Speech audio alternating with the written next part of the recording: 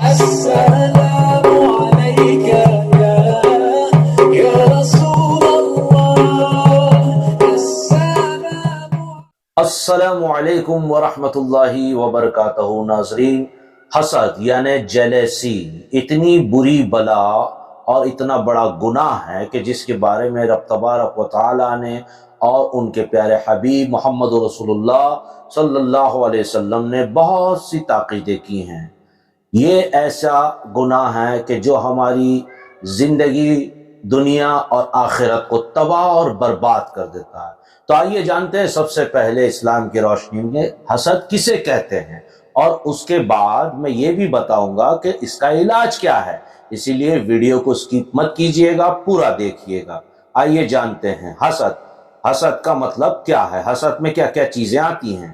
کسی کو کھاتا پیتا پھلتا پھولتا آسودہ دیکھ کر دل میں جلنا اور اس کی نعمتوں کو ختم ہونے کی تمنا کرنا، اس خراب جذبے کا نام حسد ہے۔ یہ بہت ہی خبیث عادت ہے اور نہایت ہی بری بلا اور گناہ عظیم ہے۔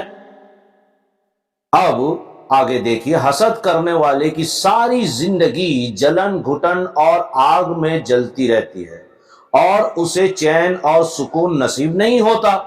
اللہ تعالیٰ نے قرآن مجید میں اپنے پیارے رسول صلی اللہ علیہ وسلم کو حکم دیا ہے کہ حسد کرنے والے کے حسد سے آپ خدا کی پناہ مانگتے رہیے، اور رسول اللہ صلی اللہ علیہ وسلم نے فرمایا کہ حسد نیکیوں کو اس طرح کھا جاتا ہے جس طرح آگ لکڑی کو کھا جاتی ہے۔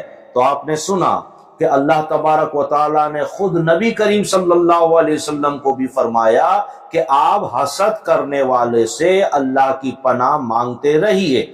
یہ درج ہے احیاء العلوم جلد 3 صفحہ نمبر 187 مصری میں۔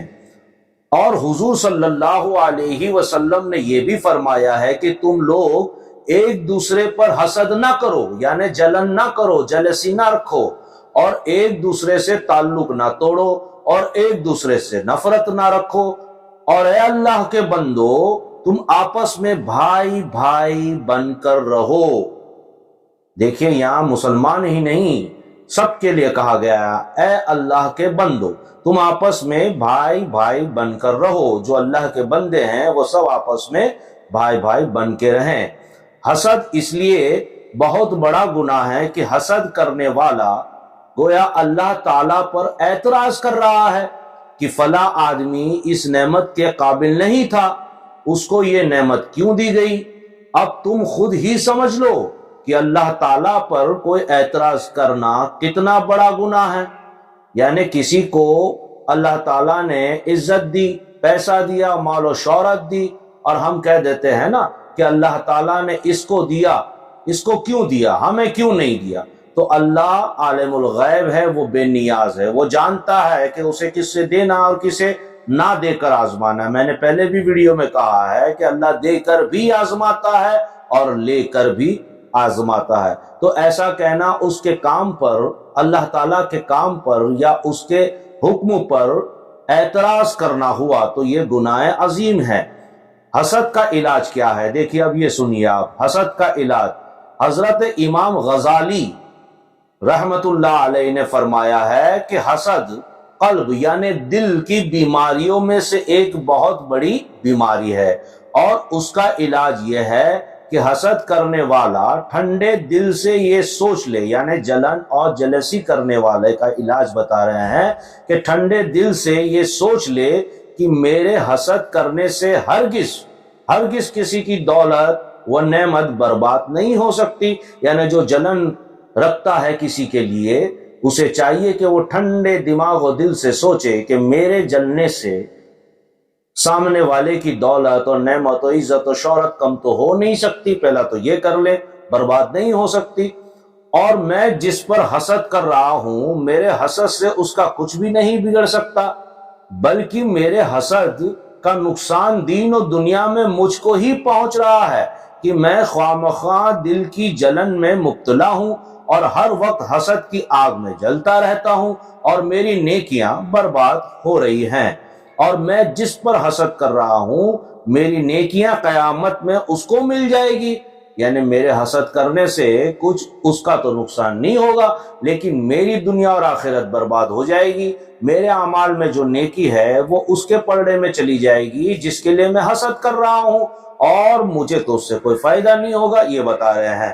پھر یہ بھی سوچو کہ میں جس پر حسد کر رہا ہوں اس کو خداوندہ کریم نے یہ نعمتیں دی ہیں، اور میں اس پر ناراض ہو کر حسد میں جل رہا ہوں، تو میں گویا خداوندہ تعالیٰ کے کام پر اعتراض کر کے اپنا دین و ایمان خراب کر رہا ہوں۔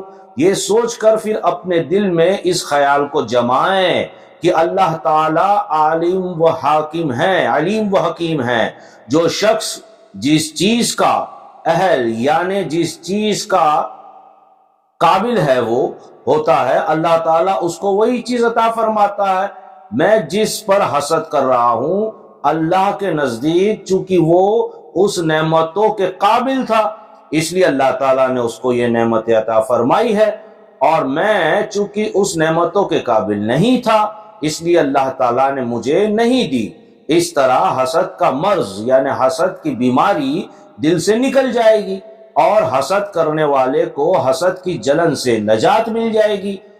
یہ سارا معاملہ لکھا ہوا ہے احیاء العلوم جلد 3 اور صفحہ نمبر 196 مصر میں۔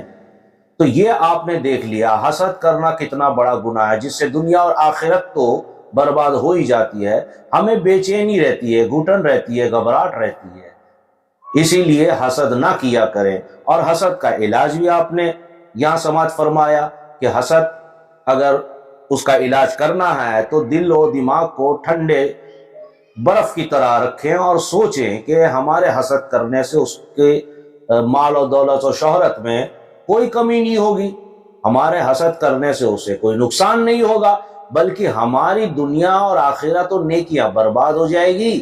اور پلس یہ ہے کہ حسد کریں گے تو اللہ تعالی ہماری نیکیاں اس کے کھاتے میں ڈال دے گا۔ یہ بھی ایک بہت بڑا عذاب ہے اللہ کی طرف سے کہ اگر آپ نے حسد کی تو جس کی حسد کی ہے، جس سے آپ جل رہے ہیں، آپ کی نیکیوں کو اس کے کھاتے میں ڈال دیا جائے گا اور آپ عذاب کے بہت بڑے حقدار بن جائیں گے۔ اسی لیے حسد نہ کریں۔ اللہ تعالی ہمیں اور آپ کو اس بری بیماری سے نجات عطا فرمائے۔ ویڈیو اچھا لگا ہو تو سبسکرائب ضرور کریں، لائک شیئر کریں اور بیل آئیکن بھی دبا دیں اور کامنٹ بھی کیا کریں۔ السلام علیکم ورحمۃ اللہ وبرکاتہ۔